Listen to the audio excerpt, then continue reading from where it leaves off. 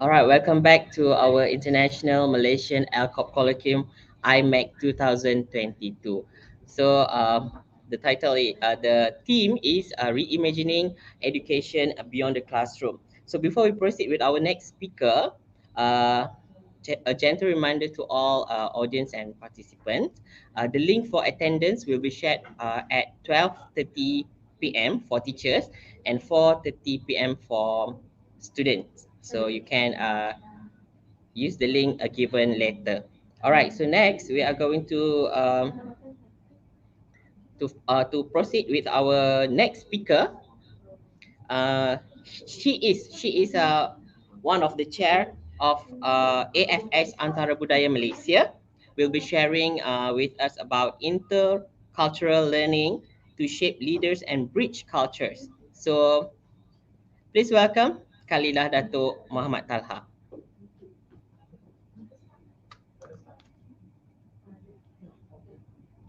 Everyone. My name is Hi, Madam Khalilah. Khalilah, All right. and I represent Yayasan AFS Antara Budaya Malaysia. I'm so sorry that I cannot be there in person with you today or even live on Zoom or whatever platform this is, because I have a prior commitment. Anyway, I hope this video will be able to shed some light on what we did during the pandemic. Because as you know, AFS is a mobility program.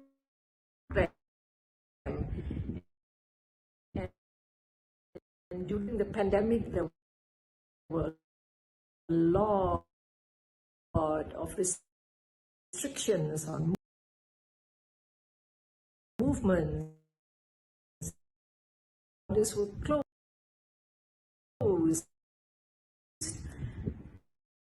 Schools were closed, and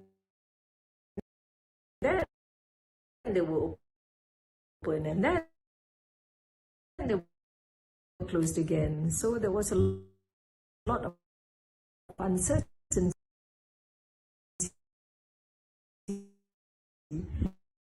But our program continued,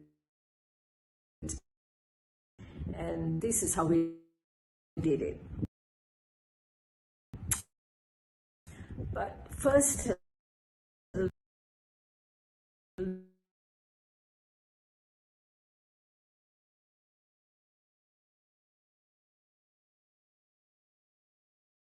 All right, so it seemed like we have a technical issues, so we will repeat the recording again. So while waiting for the technical team to solve the problem, I would like to remind to all the audience, if you have any questions, kindly type it in the chat box, and please mention the speaker's name so that we can ask direct to the speaker. hello everyone. My name is Khalilah, and I represent Yayasan AFS Antara Budaya Malaysia. I'm so sorry that I cannot be there in person with you today or even live on Zoom or whatever platform this is, because I have a prior commitment. Anyway, I hope this video will be able to shed some light on what we in AFS did during the pandemic. Because as you know, AFS is a mobility program, and during the pandemic there were a lot of restrictions on movements. Borders were closed, schools were closed, and then they were open, and then they were closed again. So there was a lot of uncertainty. but our program continued, and this is how we did it. But first, a little bit about AFS, because some of you may not know who we are. AFS was actually started by a group of ambulance drivers who had served in World War I and World War II. They saw all that unnecessary carnage and decided to do something about it. They wanted to basically change the world, and so they took affirmative action by coming up with a simple idea, which is getting the youths of the world, get them to know one another better, and the best way to do this is through mobility programs or exchange programs, where they learn about each other in a more profound and deeper way. Yeah?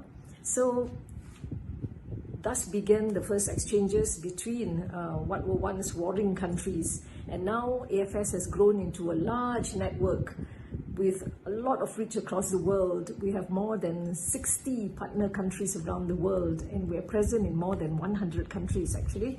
So this is how it all started. I understand this second ALCoB conference stresses about PBL, or project-based learning, and as I understand it, PBL integrates knowing and doing. So a student acquires knowledge and learns the elements of a core curriculum, but then applies it to a real-world problem or situation and comes up with results that matter. So in this way, and by using digital tools, of course, for more high-quality collaborative products, they will learn things throughout their journey. These things cannot be learned out of a textbook. It is only through experience and through doing. And then they develop intangible assets such as drive, passion, resiliency, creativity, and empathy. And this is where I see that the AFS and PBL actually have similarities, because this is what we also believe in AFS. The theory of change is through experience, through learning, and through practice. When our student goes for an intercultural exchange experience, he or she is actually embedded in that culture for a period of time. It could be 6 months, it could be 3 months, it could be a year. But whatever it is, he becomes a part of that family, because he has a host family, he goes to a host school, and he belongs to the community and is an active part of that community. So throughout his student journey, he will learn about, well, more about himself, he will learn about the community, he will learn about how to adapt and how to communicate, because as you know, certain cultures, they are not forthright. Like in Asia, we like to beat around the bush rather than be confrontational, whereas in other cultures, they prefer to be forthright and honest and upfront. So our student learns how to adapt, how to communicate in that kind of society. And they learn more about volunteering. They learn how to recognize stereotypes and generalizations. They learn basically more about the world, and they have a global outlook. Their public speaking skills also improve by leaps and bounds, because they are required to know more about Malaysia and to talk more about Malaysia and share with not just their family, but their community and other schools that they visit and other communities that they belong to. So in a way, just like PBL enhances the communication skills, the presentation skills of the students, so do AFS through such opportunities. So when the pandemic struck, what did we do? We can't just sit and wait for things to happen. We have to survive, we have to carry on. And even though AFS is basically a mobility program that requires in-person interactions for the most effective results, we still huddled down and we looked at what we have achieved through all these years. We have more than 100 years of experience, And with this, the AFS team in New York created a series of interesting online programs, not just for training, but also for enhancing your skills, your knowledge, and your global outlook. Hello everyone. Hello. Hello.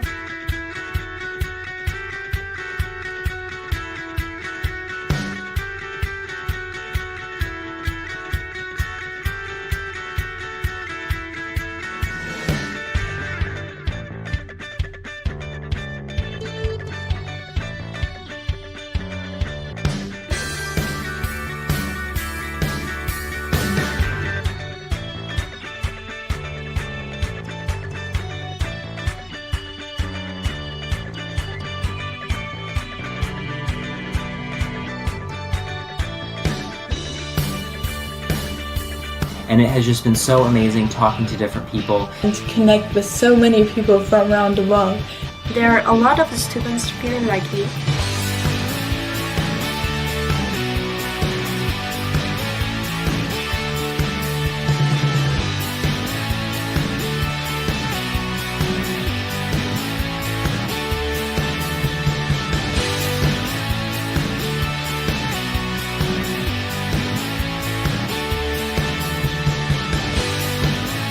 Learning about different cultures and talking to people from different countries, knowing about their experiences. Because learning broadens our views and opens our eyes to the real world. Now I see how important it is to measure our actions, thinking globally. At the end, we can all be friends. Genuinely interested in others. I really now see myself as a global citizen.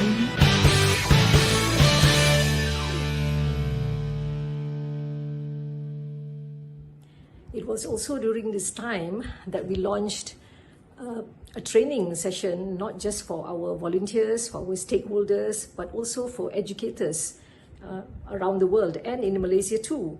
AFS Malaysia facilitated the Global Competence Certificate online training program for 100 educators throughout Malaysia. So it was well received, and we hope to do more to reach out to more educators with this program. When travel restrictions eased up a bit and student travel was allowed to certain countries with certain SOPs, we were happy because we thought we could restart our mobility programs. But unfortunately, there were some bumps along the way, and the student was not able to arrive in Malaysia, nor our student go out. But the selection had already been made, the families had been notified, the students were looking forward to the experience. So we still went ahead with it, but virtually. So the students connected with their AFS host families through online platforms and got to know each other better, got to show their culture, and basically interacted just like a normal family would, except online and not in person. But they learned a lot from that too. So this is one of the things that we managed to do during the pandemic, using a lot of technology to connect people. So ladies and gentlemen, participants of ALCoB conference, I hope this sharing session has been of some use to you. AFS aims to bridge cultures for greater understanding, and through our experiential learning approach, we hope to create leaders and change makers that will make a difference in this world. Because we are in an increasingly interconnected world, we need to work together to find global solutions for our global problems. And I'm also glad to note that in this conference, there are two AFS alumni here with us today, and they are Vayo and Fazri Hassan. We are proud of them both. They have created ripples out there and making a difference in what they do. You'll be hearing from them and learning a lot from them too, I'm sure. So once again, thank you for affording AFS this opportunity to share what we do with ALCoB, and we hope to see students of ALCoB to become AFS alumni too one day. All right? So thank you once again, and all the best for the conference and for the future. Bye.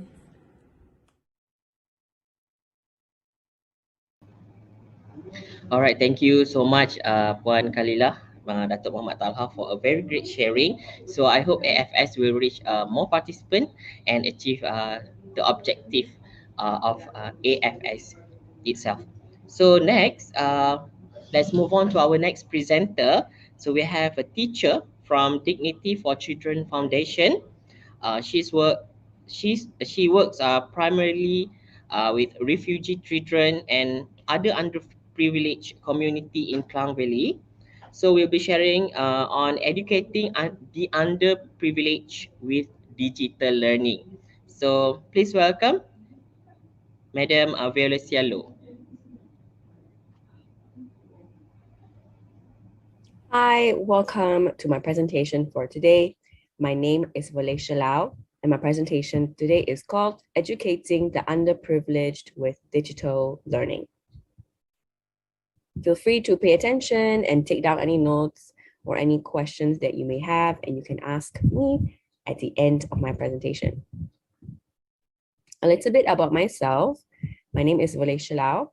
I did my bachelor's in education in Taylor's University, and I have been working as a teacher for many years now. I've been in education since 2013. At 2018, I started working as a primary school teacher in an international school in Malaysia. Then after working there for about 4 years, I transitioned to work in my current workplace since December 2021. And my current workplace is called the Dignity for Children Foundation. So I am somebody who always enjoyed education, always have a passion for teaching, like a lot of you on this call. And I also enjoy doing social work at the side. So in my current role, I am not just a teacher, but I also do a social work element in my teaching day to day. In case you are not familiar with where I work, I actually work in a school colloquially called as Dignity. You can, of course, search us online. We are dignityforchildren.org. So Dignity for Children is a non-governmental organization that provides holistic care and education for marginalized and urban poor children in Kuala Lumpur, Malaysia. So we are based in Sentul, Kuala Lumpur, and we serve toddler ages all the way up to A levels. So a lot of our students are underprivileged children. They come from very vulnerable communities. A lot of them are refugees. Some of them are urban poor, and they all come together in our school with the passion for learning. So as teachers or staff who work in a school, we don't just provide an education, we also care for their well-being, and we also care about the community. So we do things like community outreach, we do things like caring for how our students are doing at homes and whatnot. So what sets us apart is how we go about transforming their lives through education. In case you are curious, we do use the UK curriculum, the UK primary, O levels, as well as A level curriculum. So now when we talk about online learning, what this pandemic has really showed me is how the privileged and underprivileged have different access to the same method of learning. So I'm speaking from my personal experience as somebody who has worked in an international school at the height of the pandemic, and now I'm transitioning to work in a not international school. And the students that attend these schools, they come from different backgrounds. So when I was working in my international school, when the government announced overnight that we have to work from home, school had to transition to be from home, a lot of my students had no issue with that because they come from homes or areas with good bandwidth. They all have access to devices.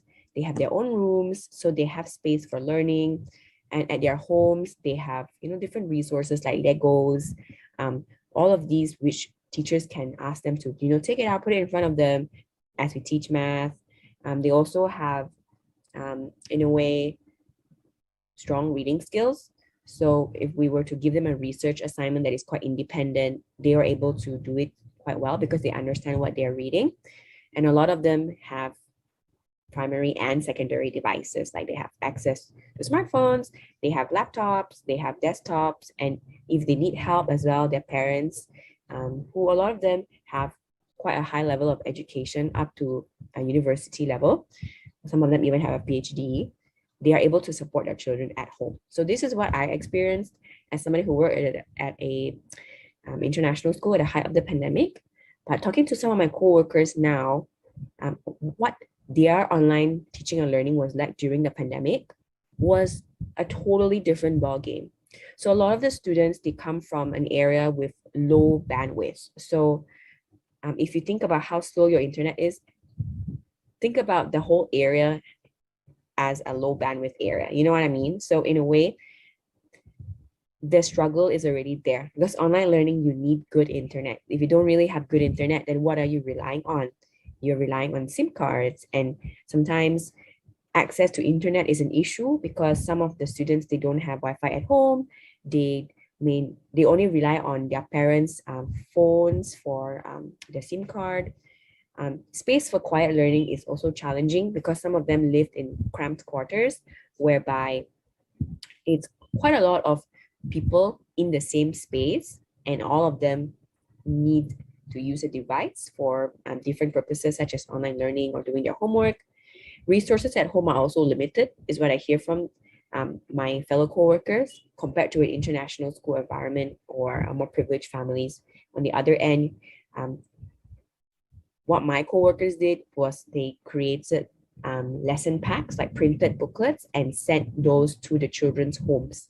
So where internet is not accessible, where device is an issue, some of them, they may not have like their own laptop, and a few family members, for example, siblings, all share their parents' phone. So if one sibling uses the device to go online for lessons, then the other sibling cannot do the same.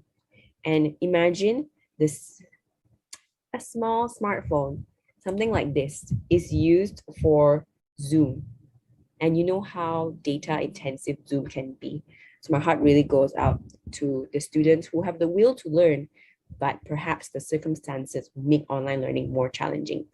And the last point here would be a parental level of education. So a lot of the students come from families. It's a good mix. You have some who have parents who are more literate. They are able to support at home, but you also have the other end as well. For my current school right now, whereby some parents, they are not that fluent in English or even Bahasa. So trying to help their children becomes a huge challenge when the parents themselves are also facing, for example, disruptions at work due to the pandemic. So it becomes a bit more challenging here. So when you look at online learning in the lens of, for example, a more privileged school environment or underprivileged situation, then you can really see how the struggle is there. So this is how the reality is. I would just like to share this with all of you here today. And so how did my school meet the gap? Well, the teachers really tried their best. Shout out to all of the teachers and all of the staff that worked to make this happen. So all of the staff were mobilized to support each other. So it's not just one teacher creating all the slides. So we have a team of staff that will create all the slides, the worksheets, the answers. We have a team of teachers that will run the lessons. Then you have another team, because it was also the height of the pandemic as well. You have other people who will also support the families with like food deliveries, and at the same time, the lesson materials will be printed and sent to the students' homes. We also have huge public support, as well as corporate sponsorships that make up the difference in terms of devices, data SIM cards, raising funds for laptops, and whatnot. So it's really a huge team effort here. And as the saying goes, it takes a village. It truly does. And so if you can see on the screen here, over 170 devices were given to our students and over 10,000 ringgit were raised for mobile data top up. So if it wasn't for public support, then it would be hard for the teachers, the school, public to make such a great impact. So what does school look like now? Well, the school has fully reopened. So we have students coming into the school, we do social distancing in school, and we do lessons as per normal. So with this happening, we can really see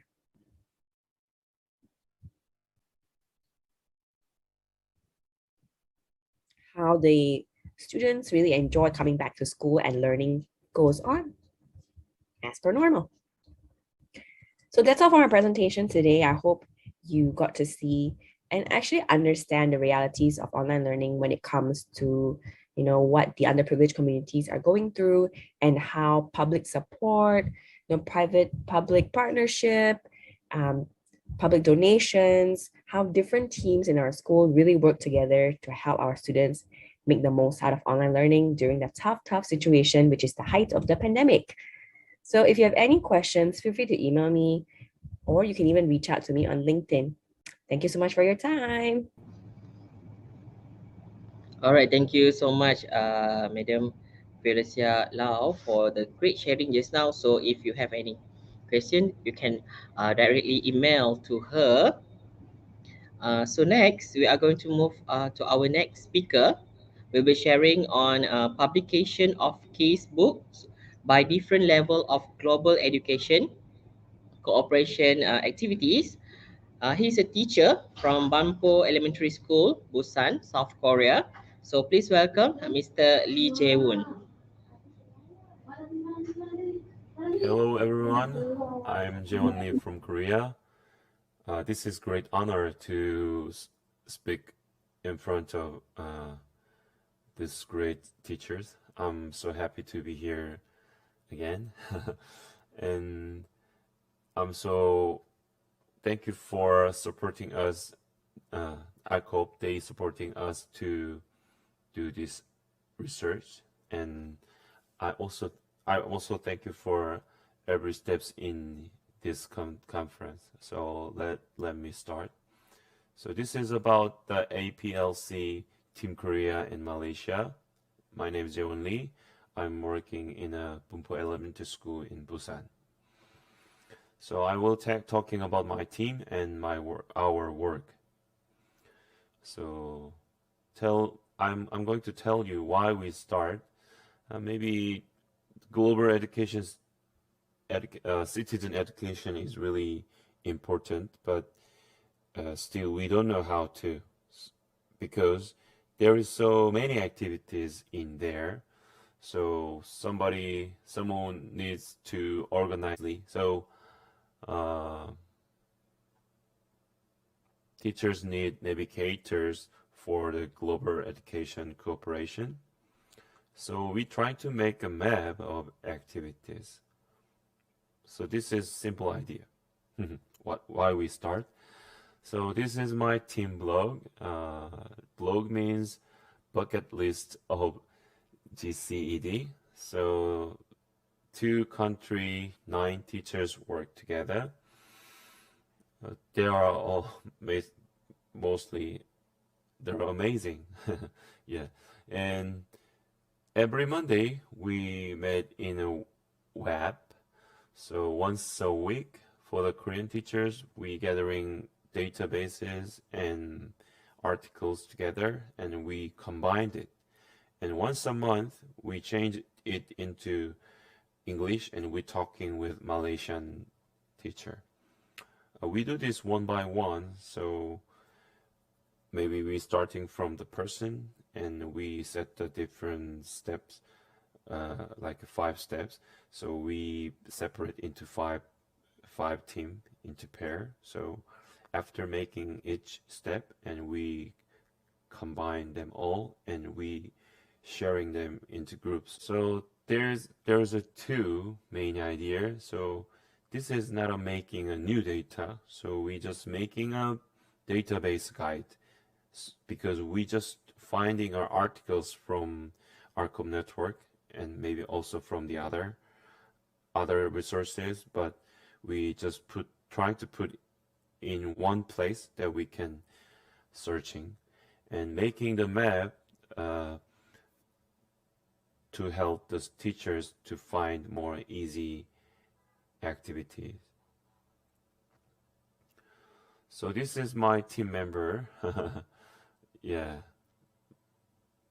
Madam Ong and Madam Oi and Madam Su, they're all passionate and very professional teachers, so they help us to making into the international version.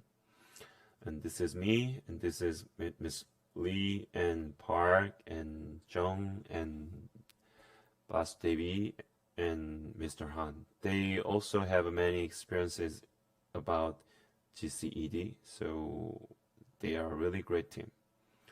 So publication of casebooks by different level of global education cooperation activities is the main research name. So there is a step and materials and labeled activities. So we put the steps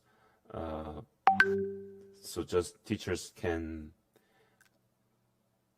do after one by one, and we put the materials good and bad so that teachers can thinking about that activities, and we put the labels inside each steps. So because teachers have a different situation, so maybe you can see. So first step is about the PEMPEL. Maybe you already know about the PEMPEL. So like this. So this is good and bad. So in PEMPEL, there's 4 different steps. So just simple comments in video conference, maybe like this. The students can showing pictures of each other. This could be the PEMPEL using a video, but it's getting harder when they writing comments through the SNS. They can writing their feelings or their questions into SNS. And the level 3 is real poster exchange, and level 4 is email exchange. Maybe this could be changed, but most of students having a language problem, so we put level 4. And the level 2 is cultural exchange. This is main activities, maybe mostly teachers do, but yeah, while doing this Corona era, so we need to find more other activities. So we can choose a topic like a food, costume, the festival, and traditional things, and language. So students can present each other. So it has this plus minus. So there are 6 levels, but this in half, maybe level 1 to 3 is online, and level 4, 5, 6 is real time, so face to face. Maybe we cannot do this now, but so the just presentation is very simple. So this is that is this. So this is very simple, but experience sharing is making something together, or sharing some experiences together, and cooperative activities, making something together at once. So for example, we made tteokbokkis together, so students can combine each other, so we can bring a better result from that. So 4, 5, 6 is the same, but this is face-to-face activity. And step 3 is subject exchange. So subject exchange is it's concerning about the subject. So they're studying about Earth Day, and maybe it's about maybe science. So if we want to make subject exchange, we can separate into three. So just one time, a very short time subject exchange is level number 1, and mid long term exchange is level 2, and level 3 is like a long term, like a semester, one semester. So maybe for doing this, teachers need to preparing more and more and more, because we just need to think about the curriculums in. So, and teaching and cross teaching after Corona, we just can do this online. So this picture shows it very clearly. So 8 country teachers can teach another country students through the web. So this is one of example. My co-teachers teaches Korean food to Philippine students, and Philippine teachers can teach us making traditional food in Philippines. So Korean students making their food at home.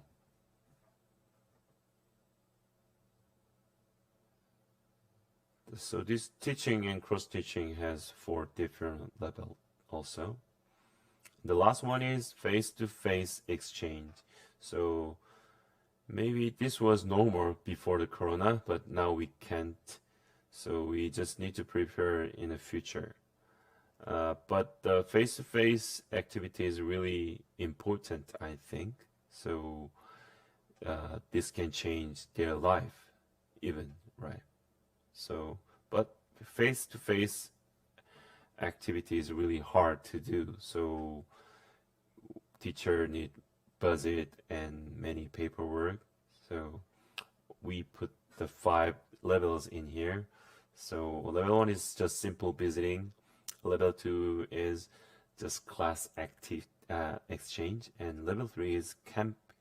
The students comes to one place together, they can do. And level 4 is a homestay, and level 5 is stereotype. It's a mixed type, so maybe most of face-to-face is level 5. Maybe we still have some other homework. As you know, we still have something to do in these steps, and I think we need to make it more simple, and I hope we put these materials into one place, like a ALCoB network. So we need to make it easy to access. So we still need working together more, and I hope someday I really want to show a new version of our research. If you have any more questions, maybe just feel free. Maybe if I can answer online, maybe you can talk to me later. So see you later, guys. Thank you so much. I'm so happy to be here. Yeah, see you next time. Bye bye.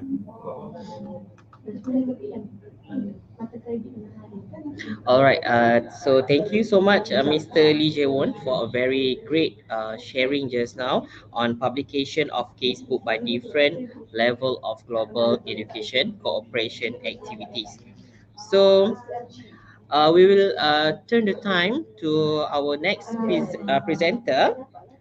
She's an assistant director at BSTP Kuala Lumpur, Malaysia. So actively involved in managing programs that contributes to the enhancement of teachers' competency, especially in technology. So we'll be sharing on 21st century educational leadership competencies among school leaders in Malaysia. So we have now, please welcome Ms. Puan Jayanti Jayaraman. Thank you very much, sir. All right, a very good morning and a warm welcome to my session. As the moderator has just introduced me, I am Jayanti Jayaraman, and currently I'm attached to the Educational Resource and Technology Division, MOE Malaysia. So once again, thank you for having me, and I hope my session will give you some insight on the competencies of a school leader that plays vital role in making a school high in quality. So ladies and gentlemen, I'll be going to my slides. All right. So the topic of my presentation is 21st century educational leadership competencies among Malaysian school leaders. Right. The need to transform Malaysian education system is high, as the demand of the current as well as the future workforce is extraordinary. Automation will be playing a vital role, says Dan Carlson in an event. It was a conference back in 2019. I joined. It was a Microsoft conference where he mentioned that automation will be playing a vital role in future. And to keep up with the automation, the workforce will demand a higher level of cognitive skills in areas such as problem solving, explicit social emotional skills, creativity, and critical thinking. All right. The Ministry of Education Malaysia is doing its level best, I would say, to equip the country's human capital with 21st century knowledge and skills. The Malaysian Education Blueprint 2013-2025 was developed, outlining the strategies and initiative to prepare Malaysian educators as well as students holistically, which allows them to be successful in this 21st century. Although, ladies and gentlemen, although there are great efforts being put into place to enhance the education system in Malaysia so that it caters to the need of what I've mentioned earlier, the 21st century workforce and the likes, it is a fact that not all the 10,000 plus schools that we have in the nation are performing as what we have been envisioned, not only by the MOE, but also by all Malaysian, I suppose. There is definitely a variation in the quality of Malaysian public schools. All right. And this is evident when many parents, I would say, parents are going after schools that are decent, high in quality. They will even change their residential address, right, to enroll their kid in a high-end school. And it has been quoted somewhere by Loon in the year of 2018. And looking at the reason why is such scenario is happening, even though MOE has given, equally, have done it all good for all schools. And why are these things happening? And when we scrutinize the reason, one of the reasons that contributes to make a school high in quality and performance is the role of the school leader, all right? A competent school leader is one of the main aspects that helps to set the standard of a particular school. This is further strengthened when school leadership is now given much priority and made as the education policy priority around the globe. All right. And when I say school leadership here, the element that is being focused is the school leaders 21st century educational leadership competencies. So the skills that a leader has, it definitely speaks louder. Now, why is that? Why is that the 21st century educational leadership competency are so crucial, are so important? When we look at the relationship between a school leader's competency and the result that they create in their school, it is always indisputable. Studies in the past, has clearly shown that a leader that possesses effective educational leadership skills gives a significantly positive impact on school quality, job satisfaction, school culture, and work satisfaction. So they contribute to the school environment enhancement. Good school leadership is one of the main reasons why a school is performing to the level that many are expecting. So in general, school principles deal with leadership, management, and administration.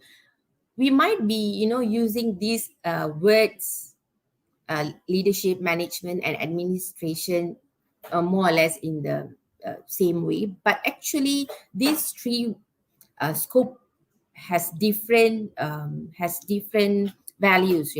Higher order tasks such as to improve teacher and students performance, that one falls under leadership category. And routine maintenance such as a school operation, that one falls under management. And lower order duty falls under administration.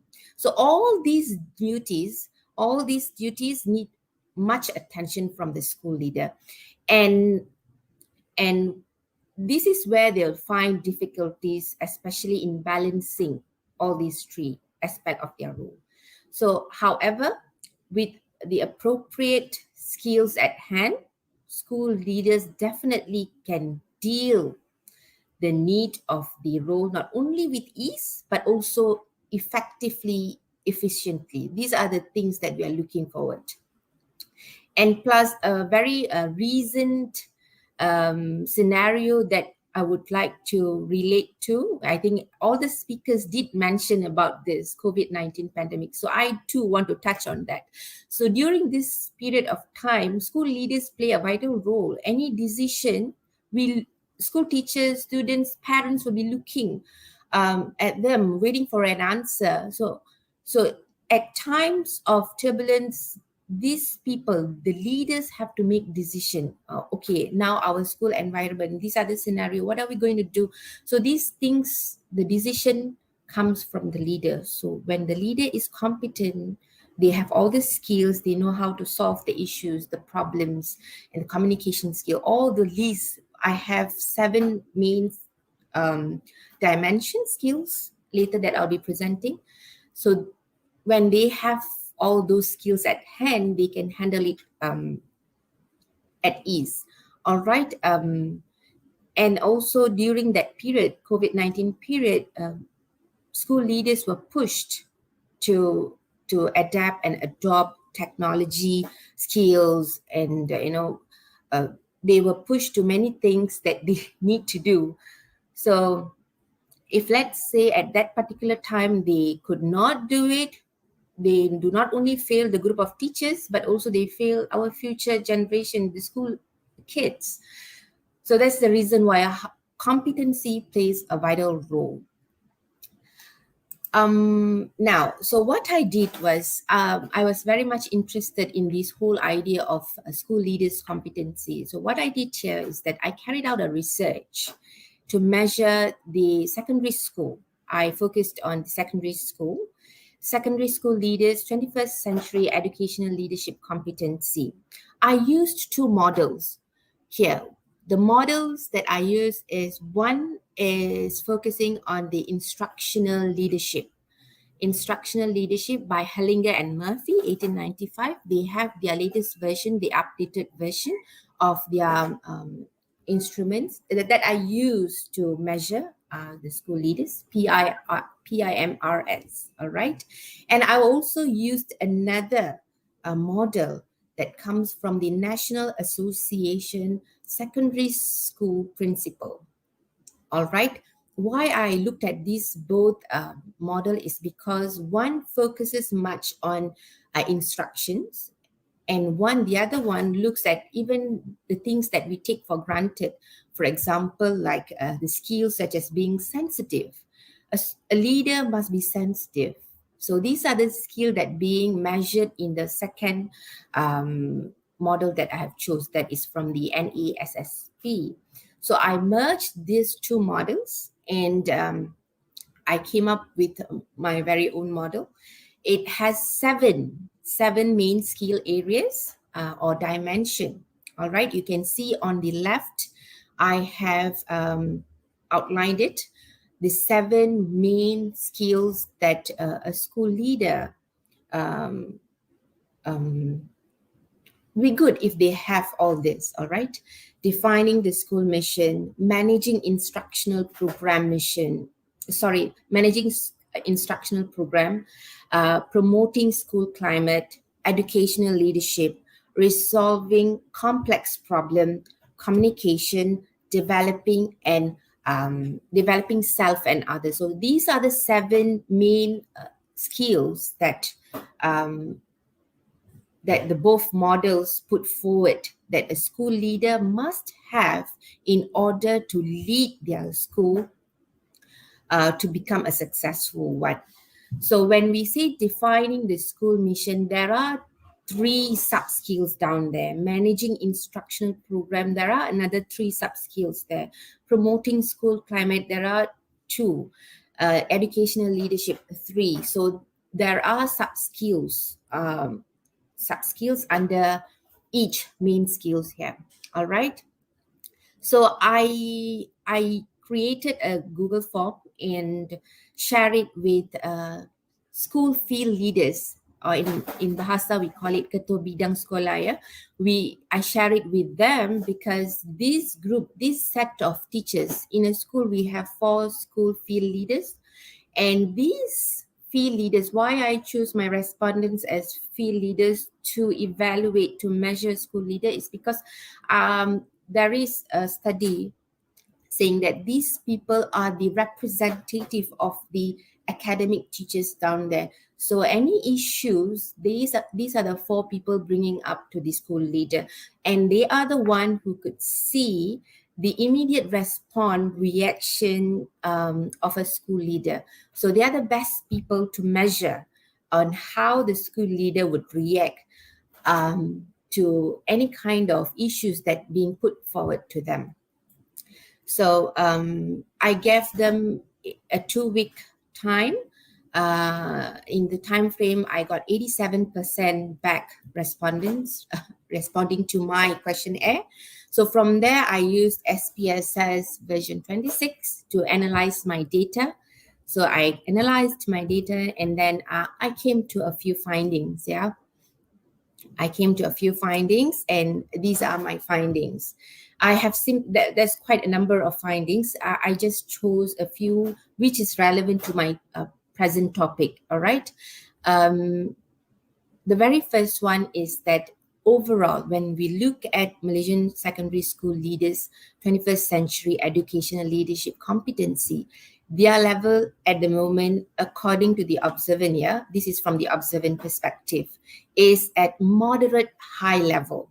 Although the group of people, the frequency says that they are at high level. The frequency says that they are at high level, but the mean says the school leaders, 21st century educational leadership skills are at moderate high level. That means it's below 4. So we have 5, right? Scale 1 to 5, and the standing is 3.94. It's moderate high, and the standard deviation is 0.66. And then we have my second finding, the highly demonstrated skills among Malaysian secondary school leaders are communication skill.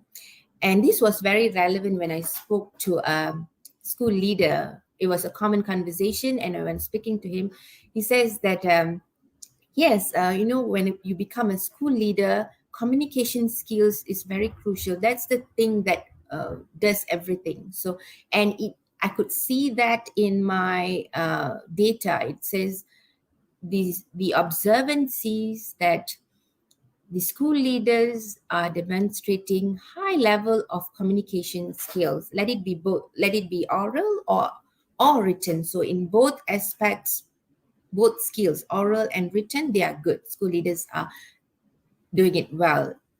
And the less demonstrated skill, all right, this is also interesting finding that the less demonstrated skill among Malaysian secondary school leaders is that those skills under the managing the instructional program, we have 3 sub-skills under that. That is supervise and evaluate instruction, coordinating curriculum, and monitoring students' progress. So the mean here is 3.91, the least of all the 7, all right? And the standard deviation is 0.71. So, and another skill, another thing that the school field leaders claim that the school leaders are less visible. You know, maintaining high visibility was the skill put forward to them, and the result that I got, this was the least, skill shown, maintaining high visibility. That means most of the time, of all the skills, most of the time, school leaders are not seen in school areas very frequently.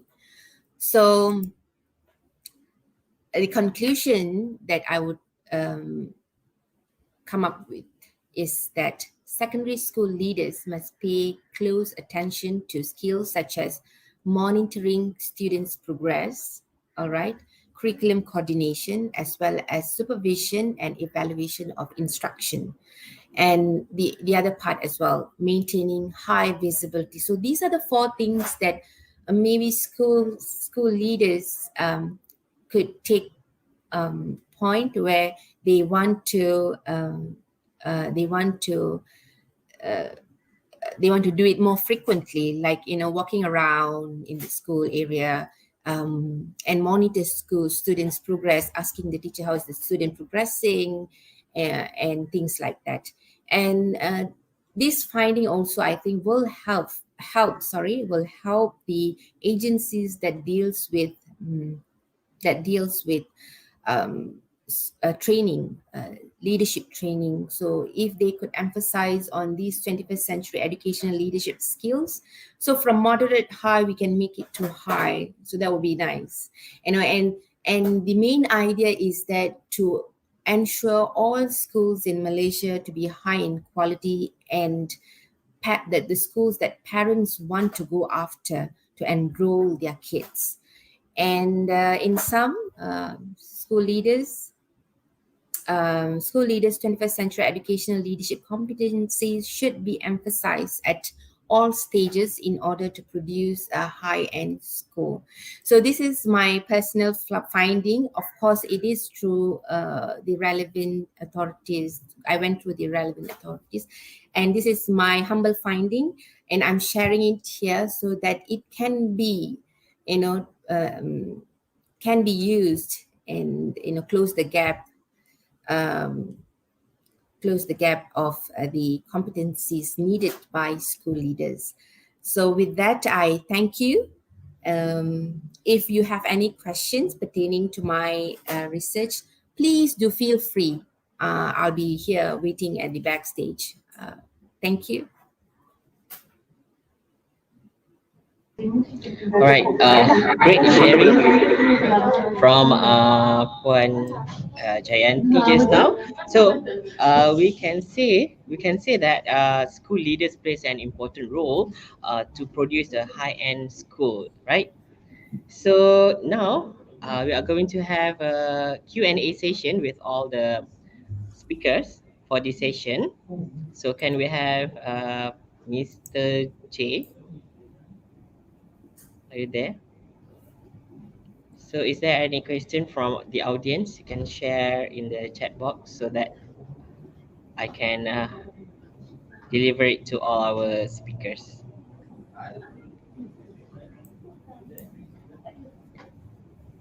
All right, is there any? So we're still waiting from the audience.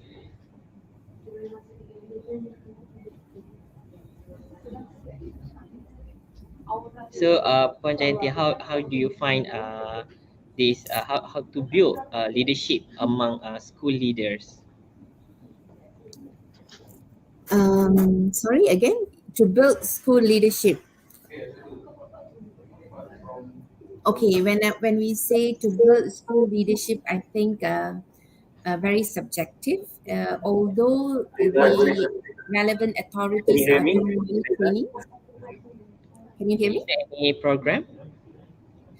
Yes, although the relevant agencies are doing many programs, we even have NGOs coming in to help out to come up with training programs, and we have many partners that doing special programs for leaders, school leaders especially.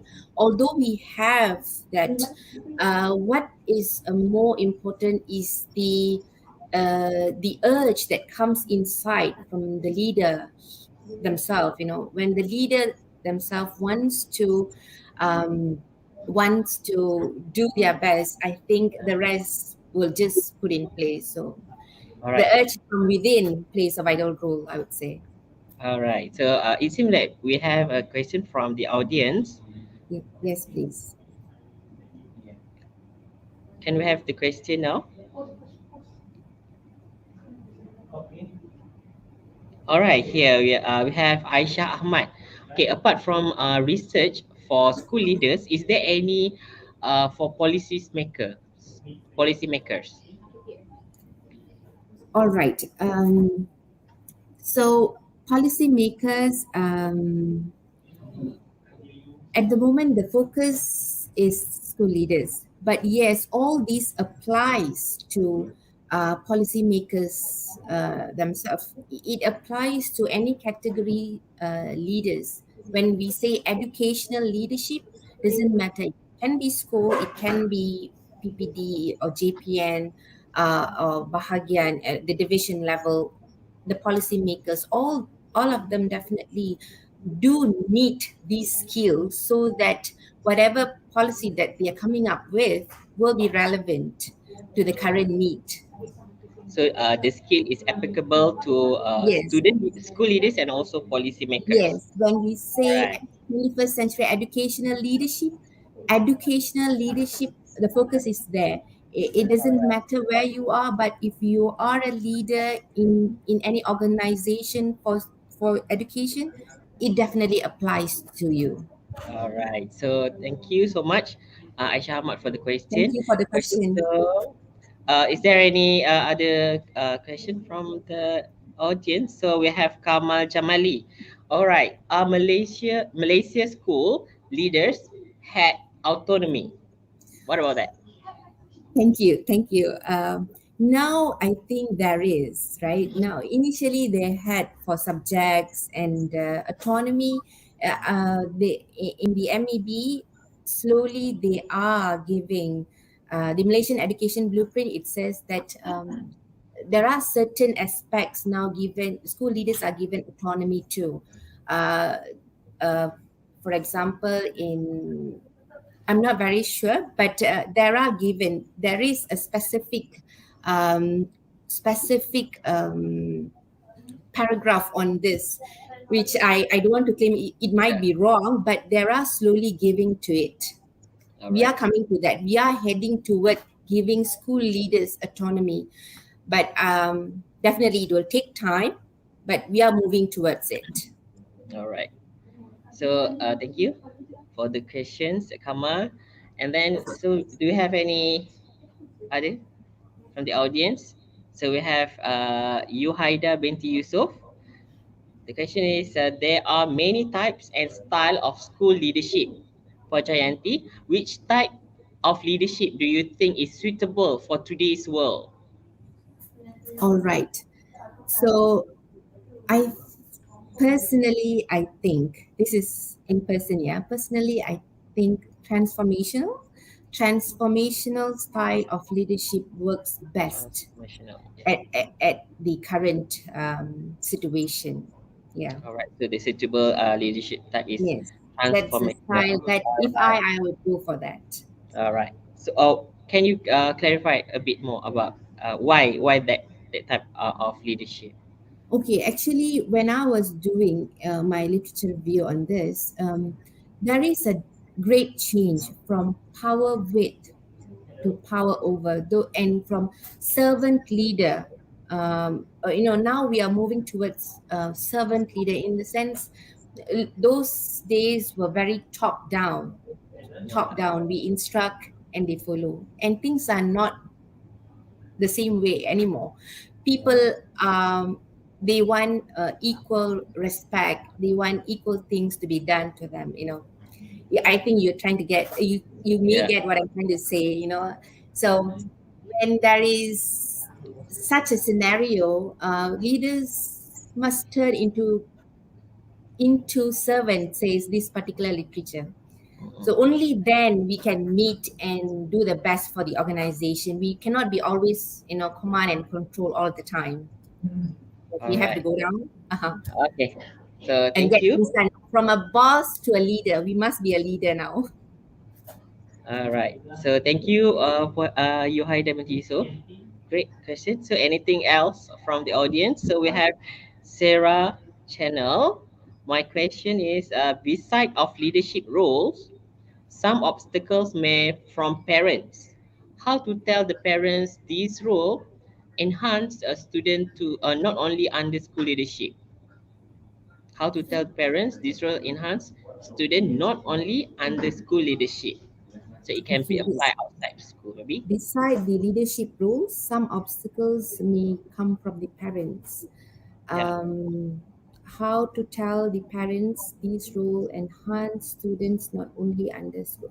Okay, I think if I'm not mistaken, Miss Sarah is asking how to inform the parents that it's not totally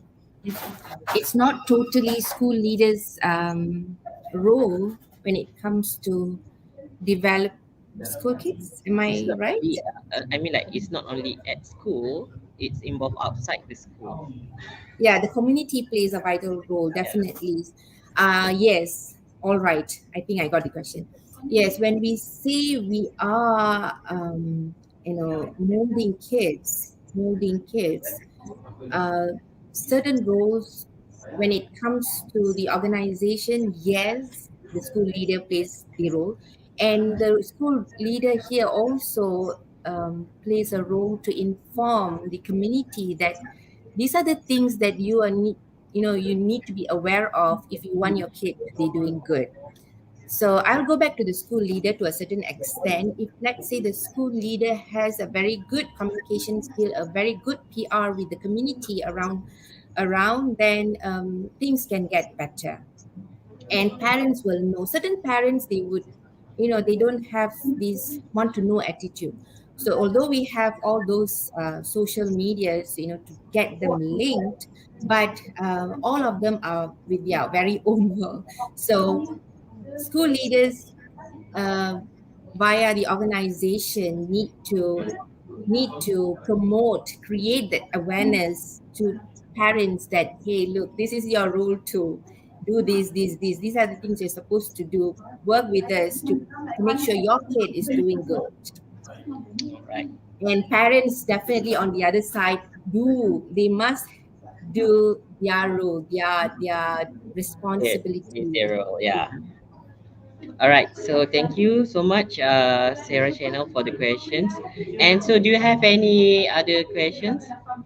All right. So we have from Ain Izati. What's your opinion about servant leadership? Servant leadership. Seven, leadership. I think I did mention that I do to a certain extent, although it is difficult to accept, but to a certain extent, yes, we have to move towards that. If let's say we want our team, right?